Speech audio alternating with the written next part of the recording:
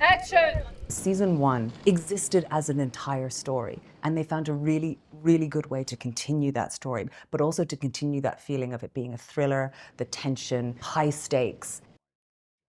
Jen is obviously not the same person we saw at the end of season 1, for obvious reasons in many ways, because obviously I'm a completely different actress. But also, having been through the trauma of the relationship with Jack and then everything that happened in season 1, we're now 3 years on and she's trying to sort of mend everything, move on from it, become a different person, deal with everything that's happened. But I think the reality about Jen is that she hasn't actually dealt with anything.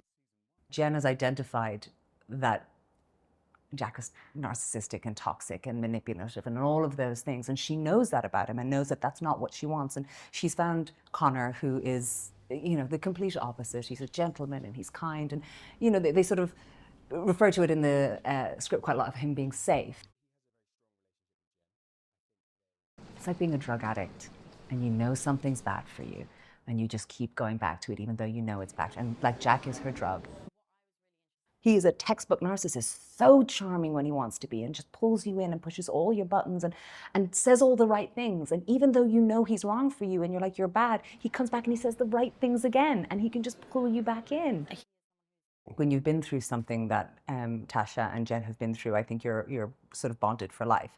There's no way you can get beyond it. You have a shared experience. And then also on top of that, you have the added fact that Jen is keeping a secret for Tasha. Be careful. Paul's wonderful. What's amazing about Paul is Paul gives you free rein to do whatever you want, but he's very present to be there if you need anything.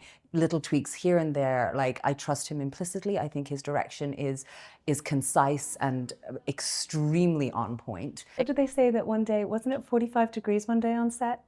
It got up to nearly 45 degrees. And I was asking the crew, I was like, guys, how hot does it have to be before they stop working? And they're like, hotter than this. I think what it does is it starts on a level of tension and it just keeps going and ramping up.